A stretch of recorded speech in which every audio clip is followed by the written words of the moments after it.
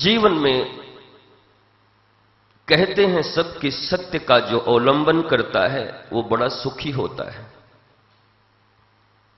पर सत्य है क्या, इसका परिभाषा कौन देगा? क्या सत्य है? अभी रात्रि है, यह सत्य है? तुम यहां बैठे हो, यह सत्य है? तुम्हारा नाम रामलाल, श्यामलाल, हीरालाल, यह है, यही सत्य है? तुम करोड़पति, अरबपति, किसी एजेंसी के मालिक हो, यह सत्य है? सत्य क्या है? मुझे याद आता है तथागत बुद्ध से एक बार देवदत्त नाम का व्यक्ति बात कर रहा था, मूढ़तापूर्ण बातें कर रहा था, और बुद्ध को क्रोध आ गया। कई लोग चौंक सकते हैं कि बुद्ध को क्रोध कैसे आ गया। बुद्ध के तो मुंह पे थूक दो फिर भी क्रोध नहीं आता। और बुद्ध ने क्रोधित होकर कहा, तू नरकगामी है, तेरा कुछ नहीं हो सकता,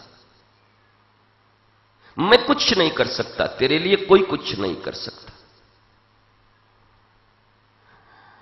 बुद्ध से ऐसी अपेक्षा न थी किसी को कि बुद्ध ऐसी भाषा बोलेंगे।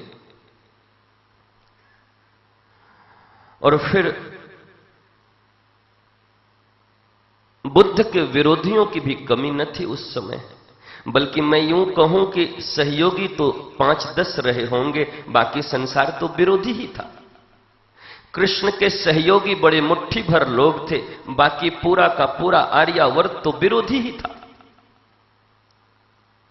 एकमात्र द्वारिका ही कृष्ण का, वो भी द्वारिका में पूरे लोग कृष्ण का समर्थन नहीं करते थे, जैसे अयोध्या में राम का समर्थन नहीं होता था। और बाकी तो बड़े बड़े राज्य थे। मैंने कई बार तुम्हें कहा है, सालो, विदुरथ, पौंड्रक, जरासंध, रुक्मी, ये सब बड़े बड़े राजा थे, और ये पूरे के पूरे राज्य कृष्ण के विरोधी थे। इसलिए इस मुगालते में मत रहना कि कृष्ण उसी जमाने में भगवान बन गए थे, कोई नहीं मानता था।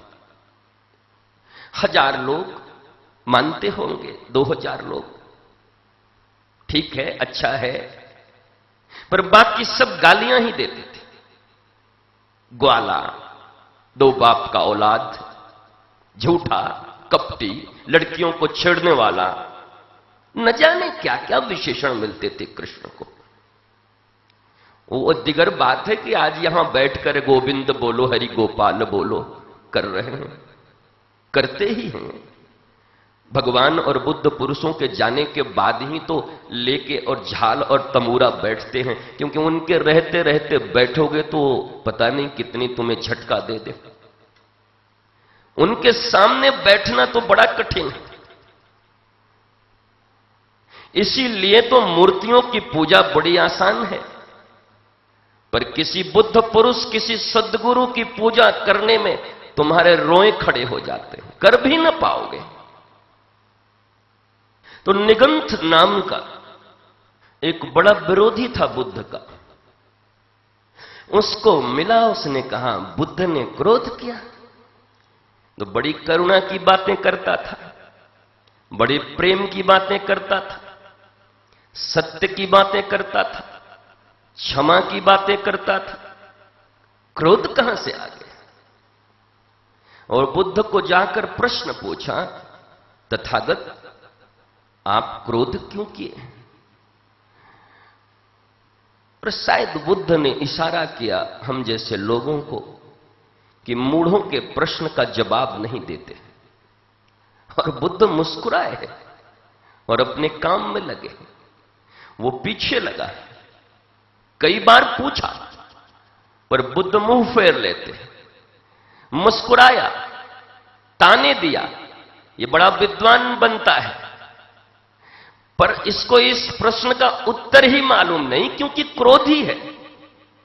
पर बुद्ध मुस्कुरा रहे, चला गया।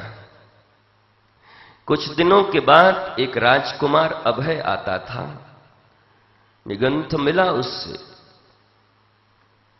और कहा कि जाकर पूछना बुद्ध से कि भंते तथागत, तथागत का अर्थ जानते हो? बुद्ध को तथागत क्यों कहते? बोला मतलब भी क्या है हमें, ये बुद्ध ही जानते हैं, यही काफी है। जो उस अवस्था को, जो उस गति को प्राप्त हो चुका है, जो अल्टीमेट है, उसे तथागत कहते हैं। और जब अभय आया, निगंत ने उसे सिखाया कि पूछना कि क्या आप क्रोध करते हैं? अगर बुद्ध कहते हैं हां, तो कहना आप बुद्ध पुरुष होकर क्रोध करते हो। और बुद्ध कह दे ना, तो तुम कहना मेरे पास गवाह है, बुद्ध होके झूठ बोलते हो। तुम जानकर ये ताज्जुब में पड़ोगे कि जब जब इस पृथ्वी पर कोई बुद्ध पुरुष आया, तो हम उससे जीने की कला न सीखे, हम उससे अपने दुखों की निवृत्ति करने का उपाय न पूछे, बल्कि हमने अपने अहंकार के कारण उन्हें दबाने का प्रयत्न किया, उनके ऊपर लांछन डालने के प्रयत्न किए, उन्हें अनंत अनंत अपनी गलत बातों से गलत साबित करने का प्रयत्न किया।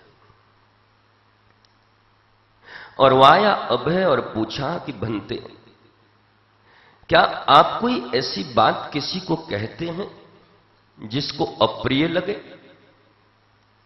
जो आपसे सहमत न हो,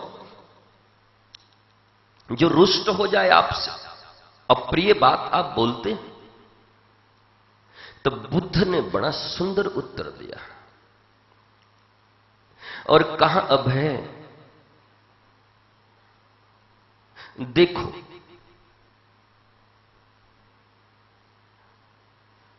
सत्य, तथ्य,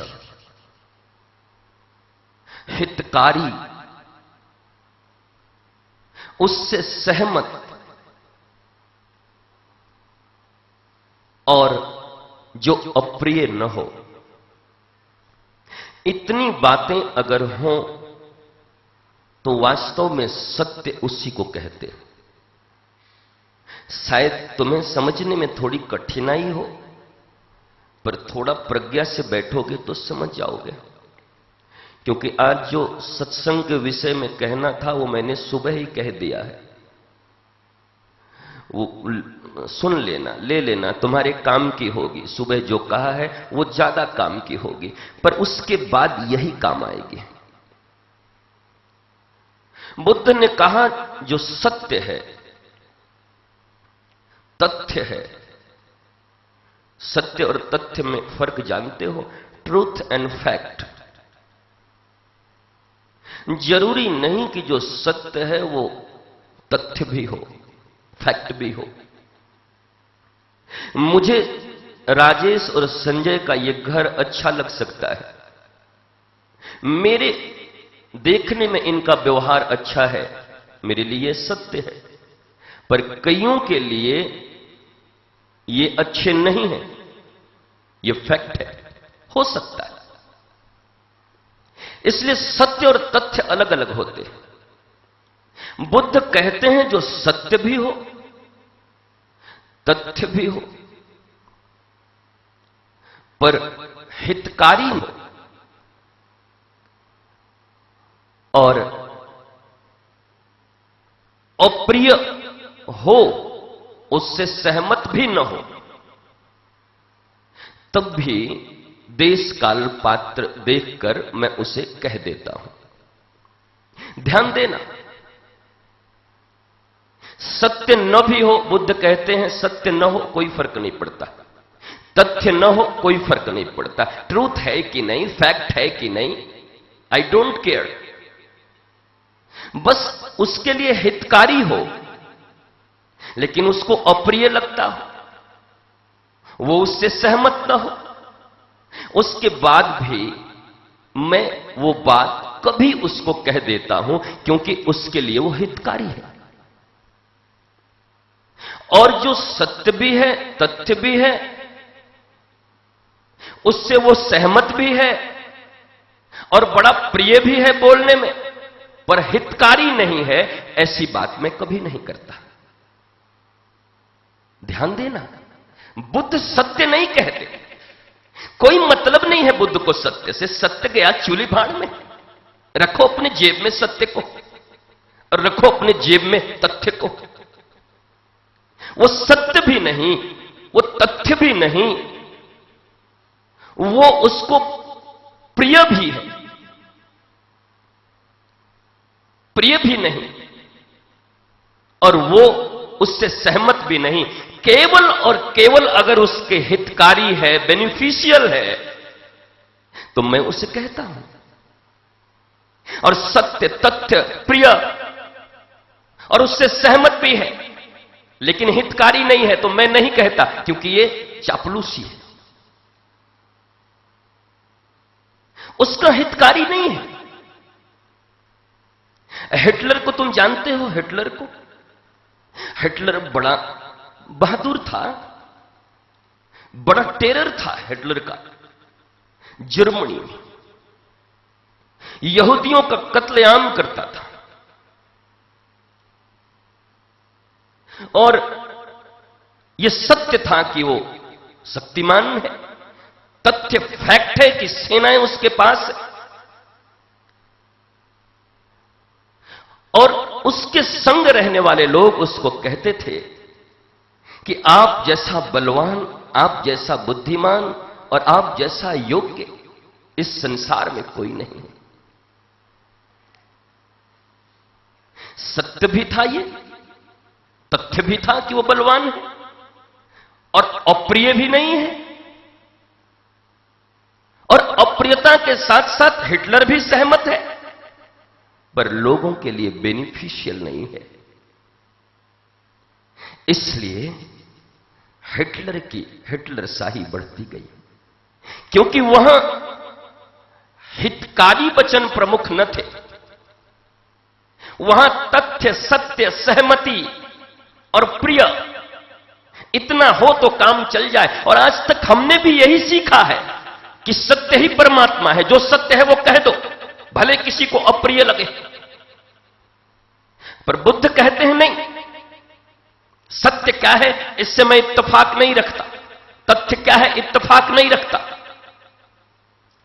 उसको प्रिय लगता है, नहीं लगता, इत्तेफाक नहीं रखता। वो मुझसे सहमत है, नहीं सहमत है, इत्तेफाक नहीं रखता। लेकिन अगर उसके हित में है तो मैं कहने से गुरेज नहीं करता। पर हां, यह भी सही है कि मैं बार बार नहीं कहता। देश, काल और पात्र देखकर कभी एक बार कह देता हूं। उनके अपने भाई थे आनंद, बड़े भाई थे उनके, 50 वर्षों तक सेवा की, 82 साल तक बुद्ध जीवित रहे, और 50 वर्षों तक आनंद सेवा करता रहा। पर आनंद को कभी बुद्ध एक बार छोड़कर दूसरी बार ज्ञान देने की कोशिश ही न की।